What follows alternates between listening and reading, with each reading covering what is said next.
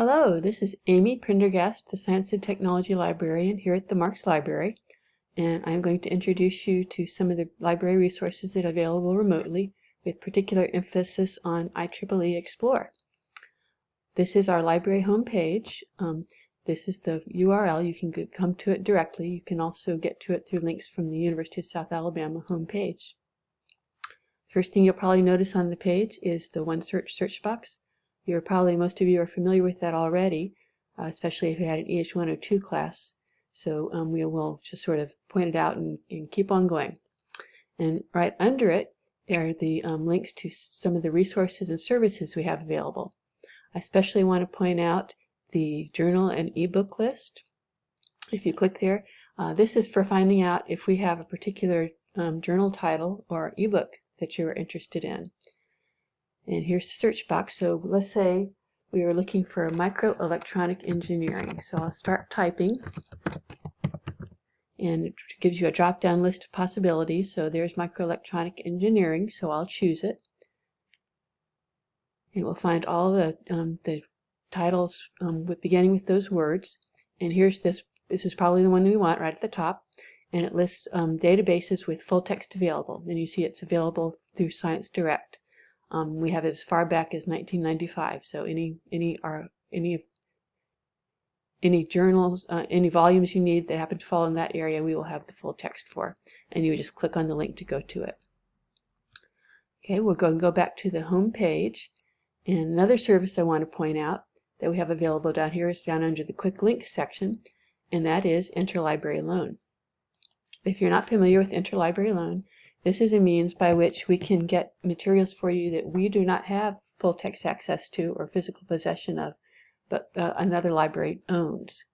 So if you find something that you want that we don't have, you can request it through Interlibrary Loans. And to do that, you first go to the, if you've never used it before, you go to the first time user registration. And this is all the legal stuff, and you click there. And here's the registration form, and you fill out everything that has a red asterisk by it. That's required. And you choose a password, a username and a password for yourself, and then click Submit Information.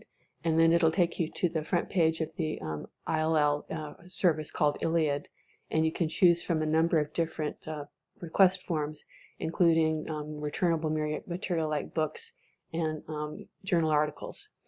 Right now, they're only requesting and receiving electronic things that are available electronically, so you might want to keep that in mind. So I'm going to, this opened a new tab, so I'm going to close that, and I'm going to go back to our home page. And now we're going to look go to IEEE. And to get IEEE, you go to Databases and eReference. And this is an alphabetical list of all our databases, and you can either scroll down or you can choose I to go directly to the databases beginning with I from the alphabet menu, or you can look over here on the right hand side where we have this list of tags. And if you go down that list, you'll see the tag for engineering, and that'll find all the databases we have that have been tagged with that engineering tag, including IEEE Explore, which is right there. So we'll click there. And since we're off campus, I'm off campus just like you, most of you, you can put in your J number. It knows my J number since I log in a lot. And if you choose your password, you put in your password. So I'm going to put my password in now.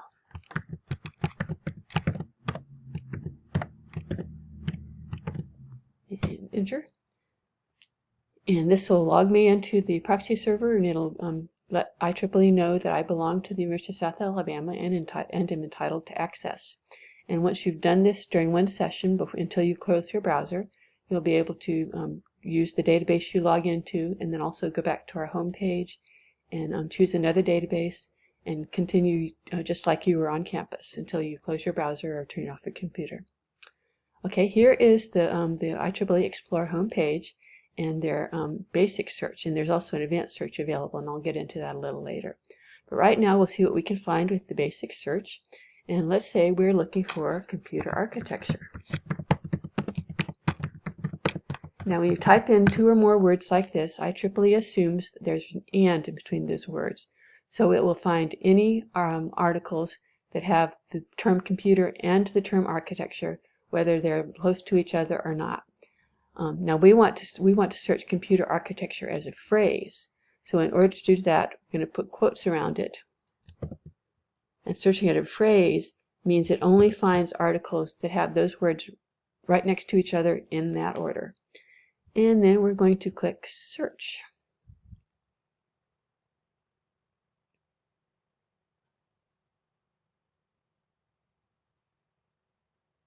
Okay, and this is the results, and it found quite a lot. As you see, it found more than 103,000 articles.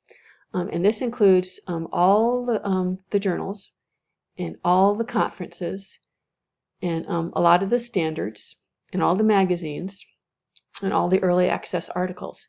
And we're fortunate now, since we've been able to gain access to the entire IEL and IEEE, IET electronic library. It used to be we just had access to the IEEE journals, but now we have access to all the materials. So this little symbol on the right here that looks like a green unlock icon, you'll see that on almost all the resources you pull up. Now, 103,000 is a lot of articles, so you probably want to limit that down a little. And there's several ways to do it. You can limit by all results, my subscribed content, open access. This doesn't really matter much for your purposes, as I already pointed out. We have access to most of the stuff you'll probably be interested in. But you can also limit by year. So say you only want the most recent stuff, like most recent 10 years, say. You can use your date slider and move it over until you get about to a 2011. And there you are. And then click apply to apply the results. And now it's down to 52,000, which is a much smaller number than 103,000. So you've already limited it some. And there's other ways you can limit it. You can use some of these limiters. If you happen to know an author's name who's active in the field, if you happen to be interested in what's been published in a particular title, IEEE title publication on that subject. If you happen to be interested in a particular conference that was held in, say, San Francisco, you can limit it to just those conferences in San Francisco.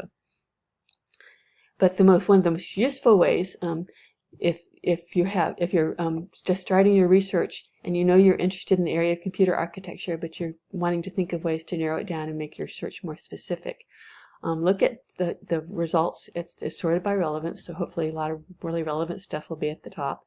Sort of scan our titles and see if you see one that looks interesting to you. Let's see.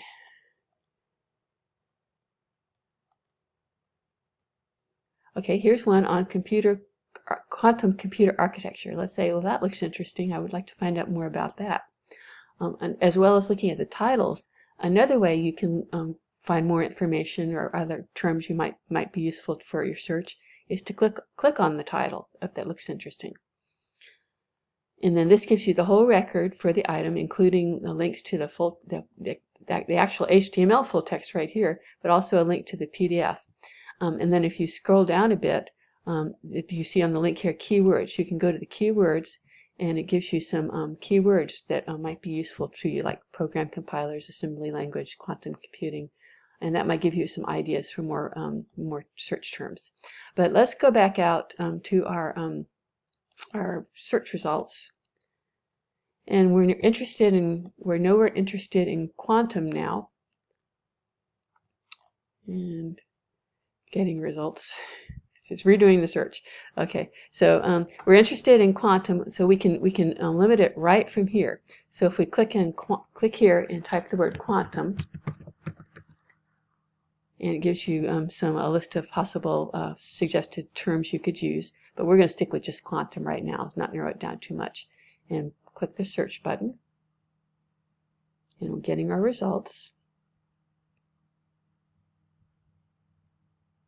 And that limited it down to 546, which is a pretty good limitation. So you could limit it still further, look at some of the titles and pick up the things.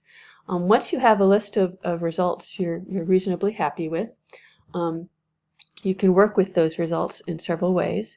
You can choose the ones you want, select on the page, or choose a couple that you're interested in. We'll just pick out a couple at random. And then you can download the PDFs all in a group. You can download as many as 10 at a time. That'll save you some time of having to not download each PDF article separately.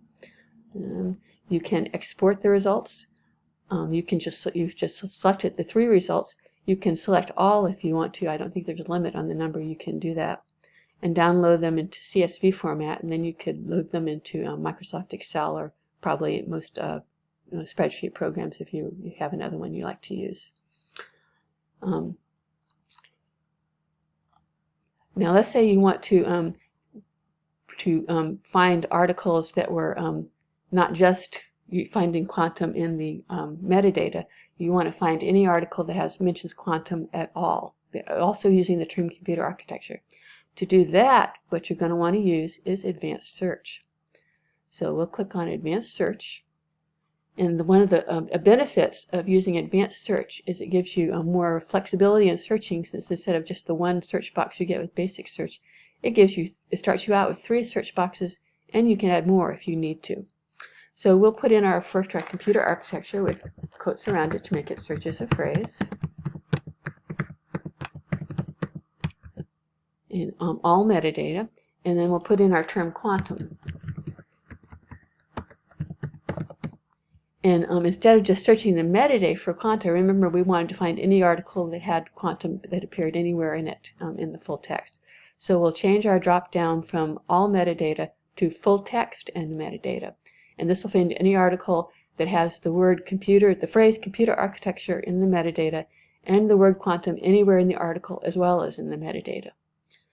And we'll click on search.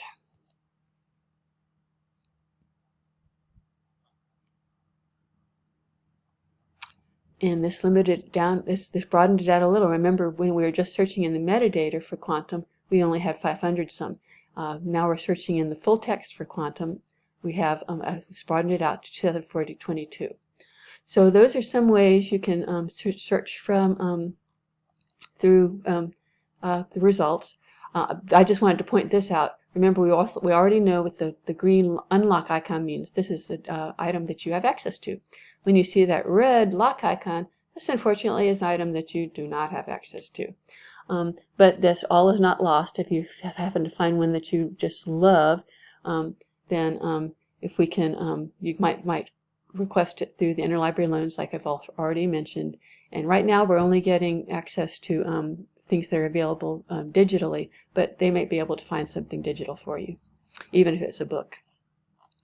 So that's IEEE, and we've found how to search basic search, how to use expanded search, advanced search, how to narrow it using dates and other limiters, how to add terms and use advanced search.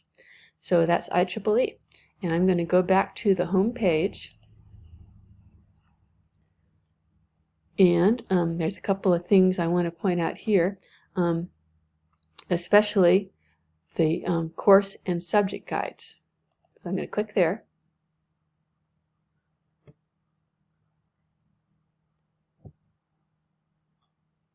And on the right-hand side, I have a course guide, especially for your course, EE 401, 404. And the course guides are listed in alphabetical order by course number. So we're going to go down the list until we get to EE 401, 404. And there it is. And here I am. There's my picture. That's me. And you can, it gives you this contact information is not too useful right now, sadly, since I'm not in the library and I'm not getting calls through that phone. But you can certainly send me email, and there's my email address, aprender@southalabama.edu.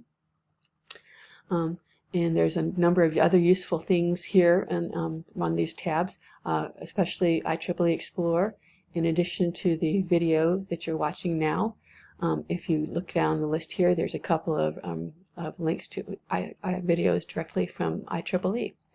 So let's go back to the home page, and that's a quick introduction to our resources in IEEE, and please call me or let me know if you have any questions.